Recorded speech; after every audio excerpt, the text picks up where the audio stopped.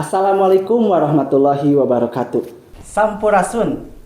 Tepang deui sareng simkuring Muhammad Dani Rizaldi salaku panyatur dina ieu podcast Supidang Sosial Kawijakan Himapen Satara ngeunaan krisis pendidikan. Tah ayeuna simkuring kasumpingan narasumber anu rancage pisan nyaeta Teh Rahma Husna Fauziah nya.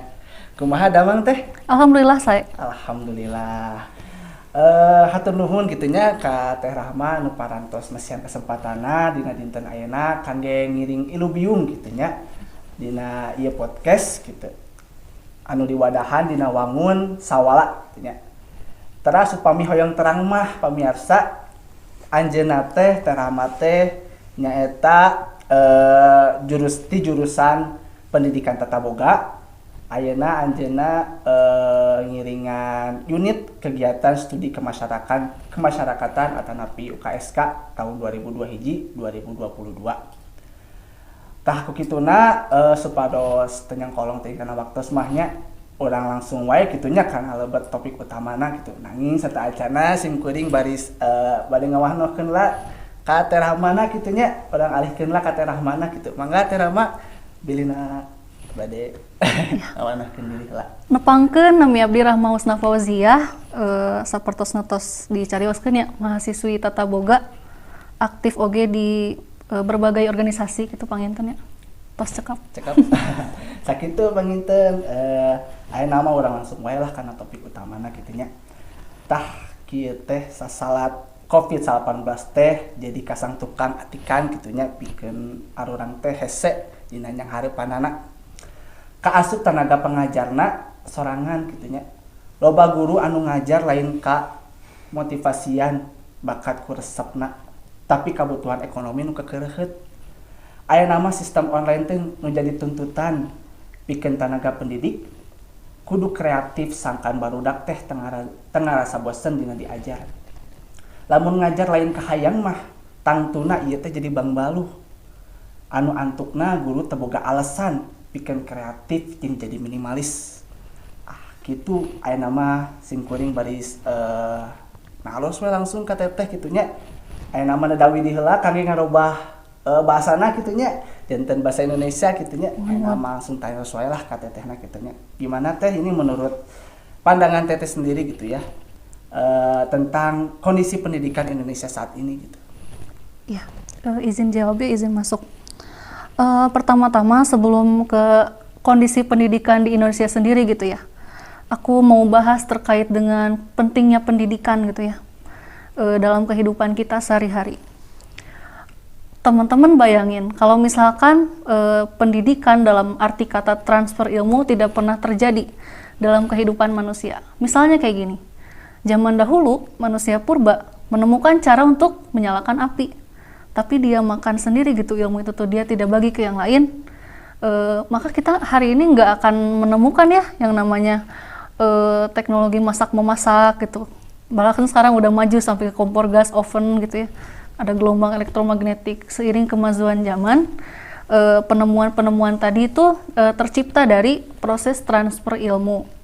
Pun juga dalam sejarah peradaban manusia, kemajuan suatu peradaban itu diiringi dengan sistem pendidikan yang berjalan juga. Kayak dulu ada keemasan Islam itu kan karena ada Bait al-Hikmah gitu ya. Begitu juga yang nantinya memberikan efek domino selanjutnya ke Renaissance gitu ya, revolusi industri. Itu juga kan hasil dari kebudayaan gitu ya dalam pendidikan. Begitu juga di Yunani kuno dan lain-lain. Jadi penting banget gitu ya. Pun juga kita bisa melihat realitanya hari ini. Mungkin kita sedang terbentur tadi ya, seperti yang intro dikatakan sama Daniel gitu, kita menghadapi COVID dan segala permasalahannya. Tapi kalau menurut aku situasinya sekarang seperti apa sih? Kalau aku melihat gitu ya, bahwa pendidikan hari ini adalah proses pendidikan hari ini adalah proses pendidikan yang tidak netral. Kenapa?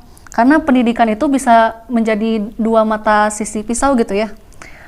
Di satu sisi dia itu berjalan sebagai sebuah alat untuk mempermudah penyatuan suatu generasi ke dalam logika sistem yang sedang berjalan, ataupun dia juga bisa menjadi alat pembebasan, di mana dia itu bisa berurusan dengan realita yang terjadi pada hari ini dan menemukan cara bagaimana dia bisa turut serta dalam pengubahan dunia gitu. Itu sih yang bisa terlihat gitu. Pun juga dalam permasalahan pendidikan yang nanti kita akan gali lagi gitu ya. Seperti apa sih yang identik teh gitu, ganti-ganti kurikulum gitu ya. Seberapa kali ganti-ganti menteri, ganti kurikulum gitu. Sebenarnya hal itu tuh tidak ada yang salah gitu ya. Karena kan kita dari waktu ke waktu ada perubahan zaman gitu ya dan era gitu. Situasinya berbeda, makanya ada pembaruan-pembaruan. Makanya kan dalam kurikulum kita apalagi di mahasiswa nih, contohnya kita ada mata kuliah ICT itu kan agar kita lebih terintegrasi gitu dengan teknologi yang berjalan hari ini. Mungkin gitu sih. Nah, begitu mungkin menurut pandangan dari Teh Rama sendiri tentang kondisi pendidikan. Namun tetap saja gitu Teh, setiap tahun tuh kita lihat pendidikan itu semakin krisis gitu ya. Kira-kira gitu ya Teh, penyebab utama dari pendidikan semakin krisis ini tuh kenapa gitu? Ya, berdasarkan ini opini ya, gitu. Jadi mungkin boleh berpendapat kamu juga. Tapi kalau yang aku lihat mungkin ya salah satu akar masalahnya bisa jadi itu dari sistem pendidikan massal. Karena sistem pendidikan massal ini yang membuat standar kita sama antara satu murid dengan murid yang lainnya gitu. Terus dia lebih mendewakan nilai, terus mematikan nalar berpikir kritis kita, lalu juga menyeragamkan kemampuan yang tentunya dimiliki oleh tiap anak tuh berbeda gitu ya. Dan di saat yang sama menghilangkan jati diri dan keunikan dari setiap muridnya. Belum lagi hal yang terjadi gitu ya, hari ini tuh realitanya ada privatisasi, komersialisasi, liberalisasi pendidikan gitu ya, yang tentunya tidak lepas campur tangan dari instrumen imperialismenya Amerika Serikat gitu ya, lewat WTO, lewat IMF dan lain-lain gitu, yang mengakibatkan sektor pendidikan itu termasuk salah satu barang dan jasa yang dapat diperjualbelikan. Itulah jawaban kenapa biaya pendidikan kita dari waktu ke waktu semakin mahal. Kerasa ya? Itu dari tingkat kecil sampai yang kampus juga gitu. Kayak kita UKT itu dari tahun ke tahun tuh semakin naik dan subsidi pemerintah terhadap pendidikan itu semakin dikurangi dari situ. Ya, mungkin... Terus satu lagi mungkin ya, ini pola pikir kita gitu ya dalam pendidikan itu di infrastruktur gitu ya. Jadi pandangan masyarakat kita sejak zaman kolonial itu harus terbentuk dulu bangunannya. Kayak dulu misalkan bangun dulu ITB-nya baru ada kan perkuliahan gitu ya. Padahal kan syarat pendidikan itu asal ada transfer ilmu aja gitu, tidak harus menunggu bangunan dan lain-lain. Pada kenyataannya kan perkumpulan pelajar seperti Budi Utomo dan lain-lain juga kan mengakibatkan suatu gerakan gitu dalam masyarakat sampai akhirnya kita bisa merasakan kemerdekaan. Jadi jangan menunggu infrastruktur sarana prasarana dulu gitu. Yang penting mah belajar aja, berkumpul gitu. Nah, kalau boleh tanya gitu kan Teh, sekarang tuh sudah kemarin-kemarin mungkin kita tidak mengalami masa pandemi seperti sekarang itu gitu kan ya. Saat kita memasuki masa pandemi, saya melihat karena dari sisi mahasiswanya gitu ya, dari saya lihat terasa perbedaannya gitu dari sikapnya mungkinnya dari pola pikir mereka gitu kan. Tah menurut Teteh perubahan seperti apa? Kenapa? Apakah pendidikannya yang kurang bermutu gitu atau pendidikannya yang kurang maksimal yang diajarkan oleh guru atau bagaimana gitu perubahannya? Kenapa bisa seperti ini gitu? Kenapa bisa seperti ini gitu ya? Mungkin semuanya juga hasil cerminan dari sistem pendidikan yang berlaku gitu. Saya nggak pukul rata di sini gitu ya, tapi banyak ini tuh kasus yang banyak terjadi di lapangan. Daniel pernah dengar gak tentang pendidikan gelas kosong atau sistem bank? Nah itu ya mungkin ada yang sedikit pernah dengar, tapi mungkin aku akan jelaskan. Dan di sini juga aku ada ilustrasinya ya, bisa dilihat. Boleh. Nih. Kelihatan nggak? Ya pokoknya inilah ya. Di sini ada dikatakan di sini pendidik lah gitu ya. Ini siswa yang dia tuh diisi gitu. Mungkin aku akan jelaskan sedikit. Ini tuh saya kutip dari teorinya Paulo Freire, seorang ahli pendidikan dari Brazil gitu ya. Pendidikan gelas kosong itu apa sih? Nah, Kalau misalkan pendidikan masih mengibaratkan siswa sebagai gelas kosong, maka pendidikan bertugas mengisi air, ilmu pengetahuan sehingga gelas itu penuh. Nah, jadi maka kalau misalkan gelas itu penuh, berhasillah pendidikannya. Sebenarnya tidak baik gitu ya. Karena kalaupun siswa itu dianggap gelas kosong, dia tidak mengetahui apa-apa, maka kepala mereka itu bisa diisi oleh apapun gitu ya, oleh kepentingan apapun gitu, oleh kehendak siapapun gitu ya yang mengisinya gitu. Ataupun manusia ini kalau misalkan diibaratkan gelas kosong, mereka akan dicetak sesuka hati gitu untuk kepentingan apa, untuk kepentingan industri kah, kapitalisme kah gitu ya. Siswa ini dicetak untuk menjadi pekerja yang patuh penurut gitu, bisa gitu. Nah, kalau misalkan terjadi seperti ini, jadi pemahaman dan kesadaran akan ilmu pengetahuan yang diberikan oleh guru kepada anak didik bukan hal yang penting lagi. Ciri-ciri pendidikan yang seperti ini tuh apa sih? Biasanya lebih banyak mengajarkan kepada hafalan ya. Hafalan, terus hafalin ini teori-teori. Semakin siapa yang paling jago menghafal, dia yang menang gitu ya, dia yang juara gitu. Terus juga lebih banyak soal pilihan ganda daripada esai gitu ya. Sedangkan esai itu kan melatih nalar kita gitu ya, untuk mengeluarkan opini kita gitu. Itu pelatihannya di situ. Terus juga ada nih pendidikan sistem bank. Nah, kalau misalkan pendidikan sistem bank ini, anak didik dilihat sebagai benda untuk menampung gitu ya pengetahuan. Jadi semakin banyak diisi oleh gurunya, maka wadah itu si siswa itu semakin baik gitu, gurunya itu, karena bisa mengisi banyak. Semakin patuh, semakin baik juga. Ya, kurang lebih ada sedikit kemiripan gitu ya.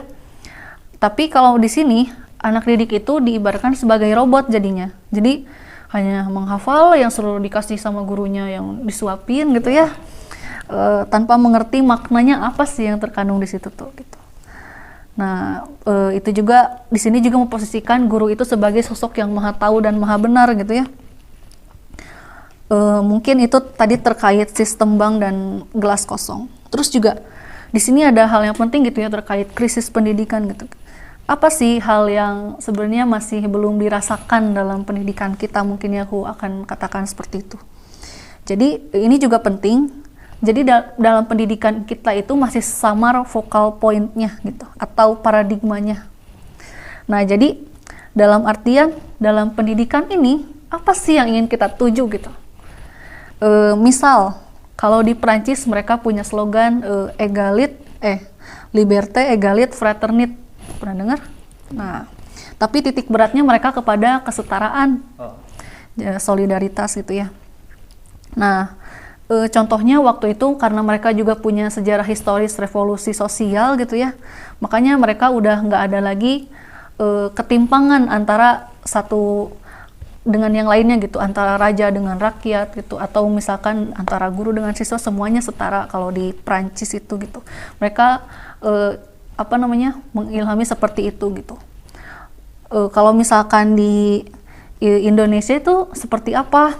Kalau di Indonesia tuh mungkin ada juga yang bilang SJSF gitu ya, setengah jajahan, setengah feodal. Aku jelasin sedikit. Nah, ya gini, jadi kalau misalkan kenapa bisa dikatakan seperti itu? Karena negara Indonesia itu adalah masih punya luka lama gitu ya, luka batin yang lama. Bekas-bekas kolonialisme, dampaknya yang berlangsung sekian ratus tahun gitu ya. Yang mana dia itu menjadikan kita itu ada masih sisa-sisa budaya feodalnya gitu ya. Nah, jadi budaya feodal itu di mana ada struktur pendelegasian kekuasaan sosiopolitik yang dijalankan kalangan bangsawan monarki untuk mengendalikan berbagai wilayah yang diklaimnya dengan kerjasama dengan pimpinan lokal, atau pimpinan lokalnya teh suka disebut londo ireng dengan. Dia berkhianat sama pribuminya sendiri gitu ya untuk mendukung VOC gitu atau Belanda gitu. Nanti kan mungkin ada contoh kasusnya tuh yang ini rame nih, yang suka diobrolin, katanya oh dulu ternyata waktu Anyar Panarukan teh ada gajinya geningan tapi ditilep sama buat bupatinya teh, pernah dengar? Ya. Nah, itu adalah salah satu dampak dari feodalisme gitu. Ataupun banyak sekali di sana penindasan kayak kita tuh disuruh tanam paksa sama juragan gitu, disuruh patuh kumpulin gitu. Kita banyak ketakutan gitu pada masa itu gitu ya. dari siapa yang menghegemoni kita gitu, dari feodalisme ini. Nah, dan dampaknya apa? Nah, inilah ada dampak yang dihasilkan gitu ya dalam signifikan sekali dari feodalisme ini di ruangan kelas kita. Kayak misalnya kalau di Prancis itu anak sejak usia SMP udah diajarkan tentang logical fallacy, sejarah, terus filsafat nih kayak gitu. Terus juga mereka itu dididik untuk berdebat dan berbantah-bantahkan gitu, bahkan dengan anggota DPR-nya sendiri gitu, kayak ya karena mereka itu setara gitu ya. Kalau misalkan di kuliah pun kalau misalkan profesornya salah, saya mau mengkoreksi atau mengkritisi. Kalau kita kan masih ada gitu ya rasa takut kepada yang di atas tuh, kayak diem aja tungkul, ada yang bertanya diem gitu. Kayak itu adalah salah satu dampak dari kebudayaan feodalisme sejak zaman dulu gitu. Nah, tapi kalau misalkan kita disebut dalam pendidikan itu kita tidak terlalu banyak mau berpendapat atau mengeluarkan opini atau tidak mau mengkritisi gitu, tidak ada budaya mengkritisi, yang berarti kalau dalam teori kesadarannya Paulo itu masih di tahap semi-intransitif. Jadi ini teh kalau kata orang Sunda mah, kamu ini ya ini gitu, terus orangnya teh sumuhun dawuh iya aja gitu, iya siap gitu, iya gitu. Nah, itu juga salah satu dampaknya gitu ya. Tapi mungkin sejauh ini yang kita miliki gitu ya, falsafah pendidikan yang kita miliki ada dari bapak pendidikan kita, Bapak Ki Hajar Dewantara. Pernah dengar kan yang ini mah tuh udah hafal banget ya gitu, Ingar Sosung Tulodo, Ing Madio Mangun Karso, Tuturi Handayani. Bayangkan gitu ya kalau misalkan pendidikan model seperti ini tuh diterapkan gitu, di depan memberikan teladan gitu ya, di tengah membangun semangat, di belakang memberikan dorongan. Itu adalah interaksi yang terjadi gitu ya antara siswa dan juga pendidiknya gitu. Terus juga ini ada salah satu yang aku kutip dari Rocky Gerung gitu ya, tapi ini ada benarnya juga. Jadi gini, yang terpenting kalau Indonesia mau punya terobosan untuk meningkatkan IQ supaya masyarakatnya lebih cerdas, hilangkan feodalisme, perdalam ilmu empiris, jadi lebih ke pengalaman gitu daripada teori dan lain-lain. Terus juga ilmu sosial kita tingkatkan, dalam 5-6 dekade itu bisa kejadian gitu. Gitu ya. Terus juga ya dampaknya apa? Kita sampai sekarang teh masih belum bisa membedakan antara kritik sopan santun teh. Kadang kalau mau ini takut gak sopan gitu. Sebenarnya ya kalau kritik mah kan bukan sopan santun ya gitu, beda gitu. Nah, itu juga salah satu dampak-dampaknya. Terus juga kita itu harus menciptakan pendidikan yang dialektis gitu ya. Budaya kritik, otokritik itu harus ada. Terus juga pendidikan yang lebih dialogis gitu. Lebih ada dialog antara guru dengan siswanya gitu ya. Ataupun guru bisa lebih mengetahui latar belakang siswanya seperti apa. Nih aku mau sharing ya. Boleh. Pendidikan kita itu kayak lomba lari buat monyet, kuda, ikan. Bener nggak? Betul. Jadi kan pasti yang menang masih kuda atau ya. Da ikan mah berenang. Monyet mah manjat gitu ya. Karena kan setiap anak itu punya potensinya masing-masing. Punya dilahirkan dengan kemampuan masing-masing gitu ya, keunikan masing-masing. Tidak semua anak bisa disamaratakan di bangku sekolah. Kadang kasihan juga kalau yang dapat labeling kayak kamu teh males, bodoh gitu. Masih ada yang kayak gitu, jangan deh gitu. Kasihan ya. Ini juga ada filmnya, pernah nonton nggak? Namanya teh film Like Stars in Earth, film India. Oh, kurang tahu kalau. Nah, ini juga menceritakan ya ini judulnya Every Children is Special. Pokoknya recommended banget buat para calon guru ya, 10/10. Jadi ceritanya tuh anak didiknya itu dia di kelasnya nggak bisa fokus, coret-coret ini itu, terus main apa gitulah, pokoknya 0 terbawah gitu ya, paling bawah gitu.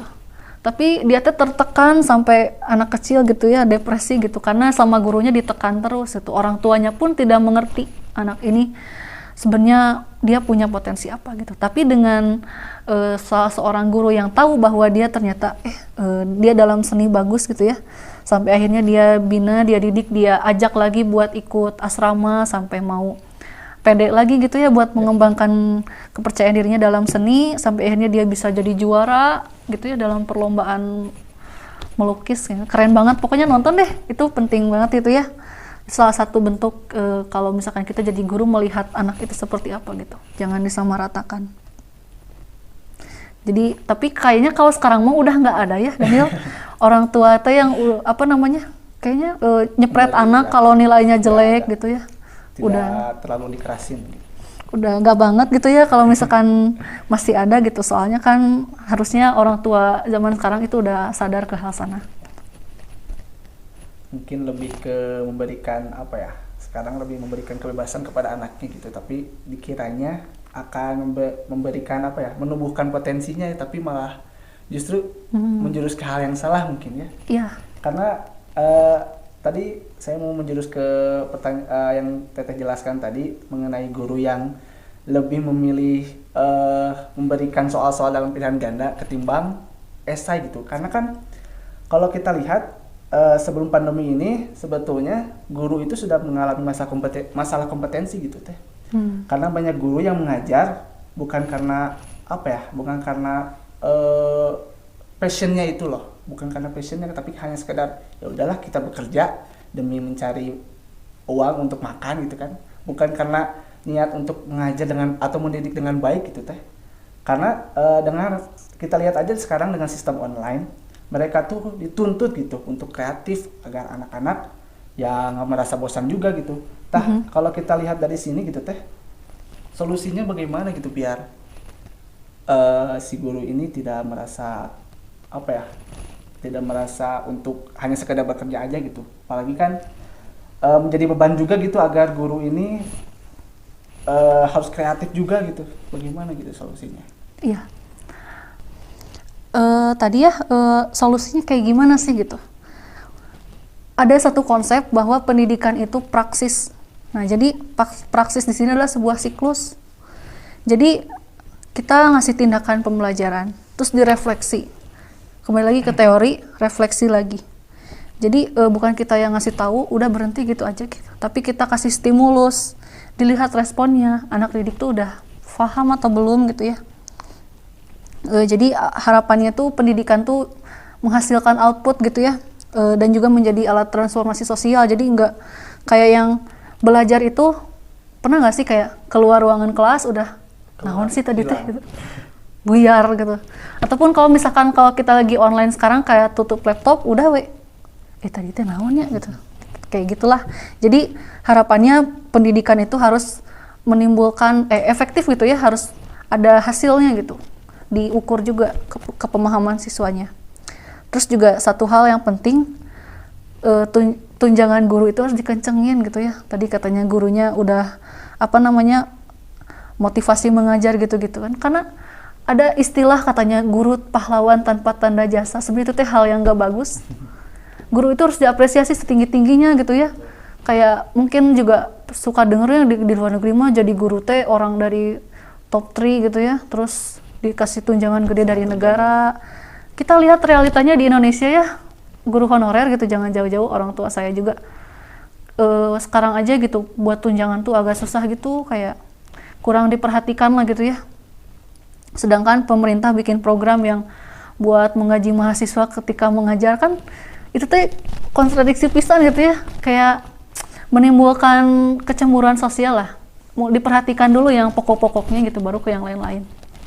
Salah satu bentuknya sih kayak gitu. Terus juga gimana caranya pendidikan itu bisa menyenangkan gitu ya. Jadi guru tuh nggak boleh gaptek ya. Jadi kan kita mah sekarang daring Zoom ya. Kalau misalkan Zoom, misalkan 3 SKS, 3 jam ceramah gitu ya, tunduh gitu ya, udah nggak efektif gitu. Mungkin bisa menggunakan variasi lain gitu, disesuaikan sama teknologi yang ada sekarang gitu ya, apa platformnya apa gitu. Jadi nggak hanya satu arah, bisa dicoba sih. Itu mah ya kita pengalaman aja lah gitu kan. Mungkin kalau hanya mendengarkan tuh kurang ya. Guru harus banyak menggali lagi metode lain yang bagus. Kalau kita lihat gitu ya Teh, memori manusia itu singkat gitu, seperti yang tadi bilang. Setelah kita khususnya siswa gitu setelah belajar, ketika kita keluar itu hilang gitu langsung ilmunya, langsung kayak buyar aja gitu. Ketika kita juga daring, saat tutup laptop tiba-tiba yang dipelajari tadi itu apa sih, kan suka buyar gitu kan. Akhirnya kan pendidikan ini menjadi apa ya, krisis pendidikan ini menjadi paradigma lama gitu teh. Jadi kira-kira ya gitu teh, prediksi teteh pendidikan kita itu mau dibawa kemana arahnya gitu. Apalagi kan setelah COVID-19 ini kira-kira pendidikan kita mau dibawa kemana gitu arahnya. Ini hanya prediksi aja gitu ya. Mungkin yang dibayangin sih bisa aja kayak pendidikan kita itu lebih ke normalisasi pembelajaran jarak jauh, pembelajaran daring. Dulu kan kalau pembelajaran daring tuh ya cuma di universitas terbuka ya. Betul. Tapi sekarang semuanya merasakan kayak bisa aja sambil di jalan, sedang di perjalanan Bu gitu, sambil kuliah tes sambil di mana gitu. Dan juga bisa diakses kapanpun gitu ya, kayak kita di UPI punya spot ya, bisa diakses kapanpun dimanapun gitu. Jadi lebih ke pergeserannya itu lebih ke arah digitalisasi gitu. Kita akan lebih akrab lagi gitu sama pendidikan yang banyak melibatkan teknologi dan digitalisasi ke depannya gitu. Lewat pasca COVID ini ya, kita mulai banyak dikenalin nih, kayak kalau dulu Korkom kan pulang kerjain bareng-bareng, kalau sekarang kan sambil jarak jauh ya, diketik masing-masing lewat Google Docs, hal-hal kayak gitu. Terus juga tapi sayangnya ya ada generasi yang dikorbankan gitu. Karena dari COVID ini kan pembelajaran tatap muka tidak ada ya. Kalau mau gimana pun, kalau interaksi langsung dengan guru tuh lebih kena feel-nya gitu ya, kayak kita dikoreksi atau apa. Atau juga kan pendidikan itu tidak hanya full transfer ilmu, kan ada mendidiknya juga gitu ya. Tapi kan hal ini yang selama COVID itu hilang gitu ya, kurang terasa. Jadi ada generasi yang hilang gitu. Apalagi kalau buat anak-anak yang masih kecil-kecil itu kan penting banget ya, mereka lagi golden age, masa-masanya bermain dan belajar hal-hal yang dasar gitu seperti membaca dan lain-lain. Terus juga mungkin kedepannya kita akan lebih kompetitif lagi antara satu dengan yang lain. Kita lulus kuliah aja tidak cukup gitu untuk meraih satu posisi dalam pekerjaan, lebih kompetitif lagi. Terus juga kita akan mengalami masa demografi gitu ya, bonus demografi. Tapi tetap aja walaupun ada bonus demografi, semuanya juga tidak akan terlaksana kalau tidak dibarengi dengan peningkatan sumber daya manusianya juga gitu, kualitasnya. Terus juga kedepannya kita harus lebih familiar lagi kalau kita tuh bersaing dengan siapa, tidak hanya dengan sesama manusia, tapi juga kan nanti tuh ada robot, artificial intelligence gitu, seperti itu. Ya, seperti yang Teteh tadi bilang juga ya, prediksinya mungkin setelah COVID ini saat kita untuk tatap muka gitu, kita lebih terbiasa dalam menggunakan teknologi mungkin ya. Yeah. Lebih menguasai dengan kayak tadi disebutkan juga Google Dokumen atau akses yang lainnya gitu ya. Tapi juga ada kekurangannya ketika kita harus mengulang lagi dalam sosialisasinya gitu. Yeah. Kita harus mengulang lagi dari awal, bagaimana perkenalannya, bagaimana cara bergaulnya gitu. Mungkin itu yang harus dikejar sekarang mungkin ya. Yeah. Mungkin pertanyaan terakhir Teh sekarang. Yeah. Kira-kira harapan Teteh untuk pendidikan Indonesia saat ini gitu, untuk kedepannya mungkin? Ya, harapan mah banyak gitu ya. Sebenarnya harapan saya juga gitu ya buat pemerintah agar memfokuskan terhadap hal yang memang perlu mendapatkan perhatian lebih gitu. Kayak misalkan literasi minat baca kita yang rendah itu, terus juga angka putus sekolah, kesejahteraan guru honorer, terus pemerataan akses pendidikan ya. Kayak di daerah sana mungkin kalau ke sekolah tuh jaraknya 1 km 2 km. Ini bener terjadi loh Daniel. Aku pernah survei P2M, jauh banget. Terus katanya anak di sana tuh berangkatnya jam 5. Pakai senter, datang udah kesangan, udah capek pisan kayak, dan motor juga agak susah gitu kecuali memang yang punya. Jadi pemerataan aksesnya juga diperhatikan gitu ya, antar satu pulau atau antar daerah lainnya gitu, atau di kampus juga pemerataannya, kuantitas dosen antara satu kampus. Kenapa di ITB lebih banyak profesornya dibanding kampus lain gitu? Itu juga kan jadi pertanyaan ya. Terus juga kompetensi guru ditingkatkan lagi gitu ya, lewat pelatihan yang bagus lah gitu. Tapi tidak terkecuali kayak PPG itu kan sebenarnya polemik juga ya, harus bayar 8 juta buat PPG gitulah. Padahal mereka teh guru biasa aja gitu pendapatannya. Terus juga sarana prasarana ditingkatkan dari tiap sekolahnya gitu. Itu juga menunjang sama satu hal yang paling digarisbawahi sih, semuanya itu harus dibenahi secara holistik gitu, secara keseluruhan, nggak satunya dulu, kurikulumnya dulu gitu, ininya dulu, tapi semuanya beriringan. Terus kenapa pendidikan harus kita perjuangkan gitu ya? Karena pendidikan itu adalah kunci kemajuan di masa depan. Karena hanya lewat pendidikan kita itu bisa bantu petani ngerawat padi kan ya, atau bantu peternak mengembala sapi, itu juga kan buat konsumsi kita ya semuanya. Terus juga ngeluncurin satelit canggih keluar angkasa, ngerancang robot yang bantu manusia, semuanya dengan pendidikan. Terus juga bahkan yang lebihnya lagi sampai menciptakan perdamaian dunia gitu ya, sesuai dengan pembukaan kita gitu ya, terlibat dalam perdamaian dunia. Nah semuanya juga diraih itu kan berakit-rakit dahulu, lewat proses yang panjang. Kita aja ngomongin pendidikan kayaknya nggak akan habis 2 hari 2 malam ya, soalnya banyak banget gitu sebenarnya obrolannya, dan juga serumit itu gitu. Terus juga semua itu dimulai dengan menganggap bahwa pendidikan itu hak segala bangsa, bukan hanya segelintir aja gitu ya. Kita juga harus memperhatikan mereka-mereka yang belum punya hak istimewa buat merasakan bangku pendidikan gitu. Kita juga harus bangun sekolah yang keren di desa, gak hanya di kota aja. Di desa-desa kita juga ngelatih kemampuan guru-gurunya, terus juga agar setinggi langit gitu ya. Terus juga sediakan makanan yang berprotein dan bergizi buat siswa gitu ya. Kan suka denger yang siswa kalau misalkan sebelum berangkat gak sarapan itu gak akan masuk gitu ya, gak ada asupan gitu, gak masuk ilmunya. Terus juga Indonesia itu akan maju kalau kita pelajar Indonesia itu memperbaiki diri agar nggak selalu berorientasi ke nilai gitu ya, walaupun itu yang terjadi. Tapi di luar itu gitu ya, walaupun kita dapat nilai jelek, kayak diterpa badai, ngelir gitu ya, tapi kita harus lebih menghargai proses belajar kita. Jadi buang jauh-jauh kayak cara curang dan lain sebagainya, karena pada akhirnya yang kita butuhkan itu bukan nilai, tetapi rasa ingin tahu, kemauan belajar, keberanian untuk bertanya, terus juga rasa tidak cepat berpuas diri, dan juga rendah hati dan mengakui bahwa semakin kita banyak tahu, semakin kita tidak mengetahui apa-apa. Nah, jadi dari sanalah kita terus mencari, terus belajar tentang diri kita, alam semesta, dan juga bagaimana dunia ini berjalan. Jadi harus jadi long life learner gitu ya, atau lulus kuliah udah gawe nikah gitu, udah nggak ada pendidikan lagi. Pendidikan itu sampai akhir hayat.